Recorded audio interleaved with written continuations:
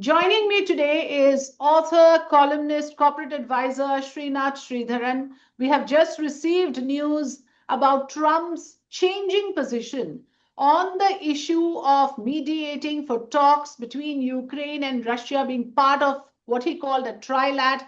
Now it seems he has taken a different position. Welcome to Free Press Journal, Srinath. May I begin by asking you that what do you make of this? Trilat, and now it has become a bilat again. Trump says these two people, Mr. Putin and Mr. Zelensky, must first do their bilateral, then I'll see if I come in. Thank you, Afrida. I think the important point is lateral. Whether it's bi or tri, is there lateral views allowed in the entire conversation, or is it just going to be uniside what Trump wants? And the reality is, if Putin and Zelensky could have solved it by themselves, they would have. So there is something that is changing equation. And I think if we step back even a couple of hours ago, you heard the US White House spokesperson actually saying they sanctioned India. That was a word used, very hard word, right? So I think they're trying to use almost everything, however dirty or non-diplomatic it is, to achieve something. And I think the reality is going to be whether Putin and Zelensky can actually figure out a face saver for each other. I think what we lack is, I remember our conversation on this a couple of months ago. I think that face saver is what this entire strife needs to solve for. Otherwise, both of them are strong men. Putin is strong enough to say that he's not going to budge. We all wrote the kind of demise of the financial system of Russia 3 years ago. Nothing has happened. It is still going strong. And now India has fallen kind of casualty to what US claims as sanctions against India to force Russia to come to the table. To fall in line, yeah, to fall in line, which is silly. And I think very interestingly, if you look at the Alaska summit, I think Putin seems to have had a last laugh. And for him to throw the parting one saying that next time in Moscow, I think it said it all. So if I'm just going back, if the conversation knew what was going to happen, I don't think Putin would have said in Moscow. So which is why I'm not too optimistic whether Putin and Zelensky are going to actually get a truce done and walk out and say, hey, we have signed a pact. Yeah, because, I was reading your article and you say something like, Putin seems to understand the circumstances better than anyone, and he played with a calm hand, is what you're saying. You're saying he flattered Trump just about enough because Trump is someone who needs that. And, left with that aura of America's peer as a peacemaker. Trump, for his part, may have left with illusions of global kinship intact. So you're saying that, Putin did exactly what Trump was expecting him to do without giving out much, but just about. Is that what you're saying? But what is in it for Putin in doing this? Why would he do this? So I think Putin has very smartly kept the world guessing. He still has friends. The reality is it's not as if Russia is without friends. Europe still needs Russian oil to keep its energy going. And it is he's keeping Trump very, very happy with whatever he's kind of letting the crumbs of it, so to speak.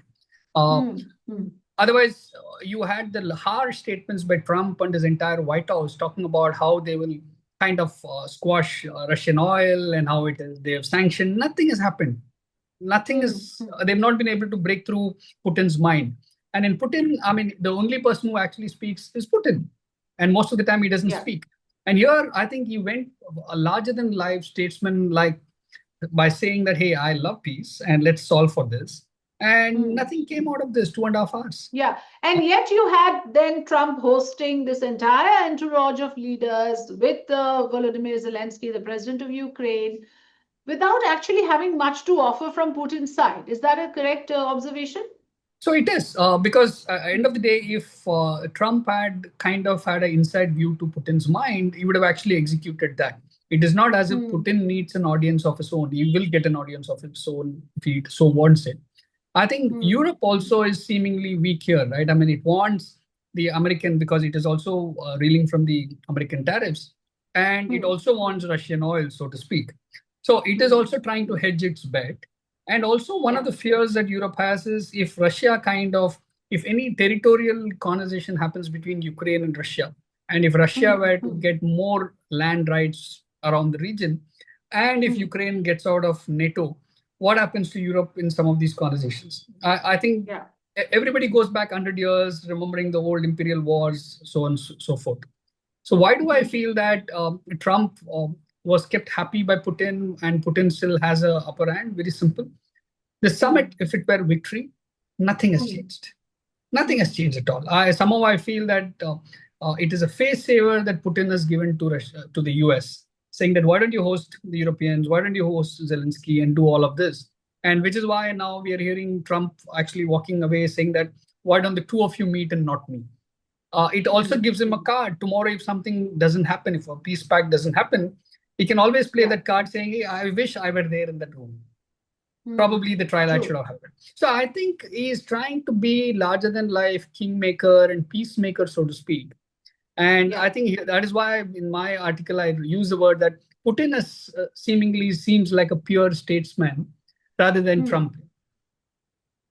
Right. But, let's go by what Trump had said earlier. He'd suggested clearly that a meeting would now be set up between Putin and the Ukrainian president, right? I mean, for the world at large, that seemed to be the trilat, a new word that is now in the lexicon of, diplomatic relations. That seemed to be the big takeaway, that there'll be a trilat now between these three leaders. However, like I mentioned earlier, there seems to be a change in position from there as well. And I'm just going to play out what the US press secretary said in this regard. Let's listen in. Whose idea was it to change the next steps from a trilateral to a bilateral meeting? It was an idea that evolved in the course of the president's conversations with both President Putin, President Zelensky, and the European leaders yesterday. And as you saw, Kristen, with all of those European leaders leaving the White House, including the NATO Secretary General, they all agree that this is a great first step. And it's a good thing that these two leaders are going to be sitting down together, and the president expects that to happen. Let's first understand the official statement that has come now from US, Srinath. What do you make of the press secretary's address? See, I think they're parroting what Trump wants. And I've come to the conclusion now as an observer, it's probably one of the most difficult tasks is not being the US president, but working in the White House. The president gets up and puts something on Truth Social, and almost the entire official machinery has to gear up to make it official, so to speak. Which is why their stand is also changing on a daily basis. What they thought they would solve for world peace, what they thought they would solve for every single conversation, which could have been solved bilaterally. And we should go back to genesis of any disputes. If the two parties actually had a way to talk to each other, it would have always been resolved bilaterally. Even when you look at the India-Pakistan strife a couple of months ago, the reality was US still claims that it played the peacemaker card.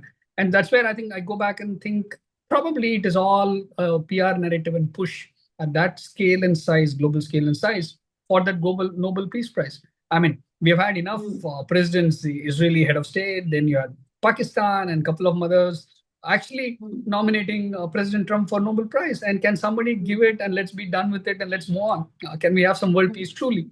I think are you saying this entire effort is actually, a pitch for the Nobel Prize for Trump? That's what he actually cares for, not so much to end the war. Would it be fair to say that? Look at it this way, Afrida. I mean, for a man of his stature and wealth, the crypto deals and the deals that which the US media is also speaking about, that the Trump family is entering into, which might be conflict of state and which might be, let's say, breach in any of the public governance or public probity.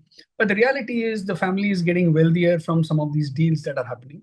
Then two, for a president who did not believe in crypto 6 months ago, suddenly approved crypto bill and all of that, which is against the entire genesis of his own financial regulator, who believes that it is unsafe and risky. So I think everything that he seems to be doing is almost as if, because there is nothing in it more for him after beyond this term. One, is also aged, and two, this is his second term, which is the maximum possible. So which means, is he maximizing everything that he can get? And if he has to get the Nobel Peace Prize, he has to get it in the next 2 years. Probably the last year will be going for all the presidential pardons for his family and friends. Who knows? But the reality is that's what it seems like. Otherwise, why would he want to claim victory when he was not even present in this India-Pakistan, especially when Indian officials stand multiple times has actually said that, hey, it was not even bilateral. It was Pakistan seeking ceasefire and we giving it. So I think that's what leads me to this conversation, saying that it's not even just bullying. I think it's far beyond recognition. This is one of the most powerful role, or probably the most powerful role in the world. And what more beyond it? I think wealth, position, prestige probably wants. That photograph of all the European leaders sitting in the White House in front of me, it reminded me of the school class monitor and everybody else seated and looking at the monitor for instruction, right? I think it's all, I don't know whether it's stage managed, but everybody has to win their next domestic election. I think that's what it boils down. They all have domestic compulsions.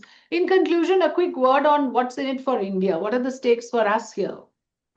So I think India, the stakes are very clear. Now that we have taken a stand that we're not going to budge on some of these agri, dairy, technology kind of trade, I think we will have to stick our guns out.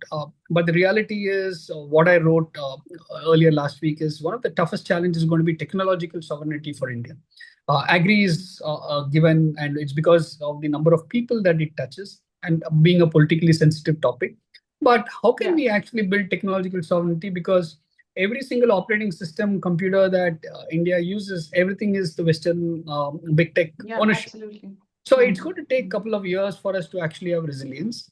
And two, I think what's in it for India, very simple. India will have to protect its own sovereignty and, very important, trade resilience. I want to move away from sovereignty for a minute to say trade resilience.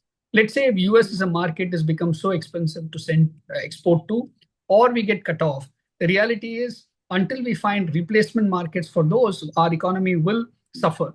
But the way I look at that exploration. But I think the Prime Minister's Independence Day speech was very clear. It kind of bought political moat, so to speak, for any short-term pain that we will have. So I don't think we are going to worry about inflationary pressures and all of that. If, for example, if the GST rationalization is actually useful, I think this government will have far clear economic stimulus that they can run. The short-term pain can be done. But the bigger challenge I want to come back to is, for all these conversations about sovereignty and trade resilience over the years, the Indian capex has not really come forward yet. Where is that large industrial private capex that is coming up? The government has been spending for the last 6 years running. It has been front-loading capex even in infrastructure. So unless we see private capex coming up, I don't think this conversation about sovereignty and trade resilience will be followed through year down the line. Right. Srinath, thank you so much for joining us. Always a pleasure to have you on the program. Thank you, Afrida.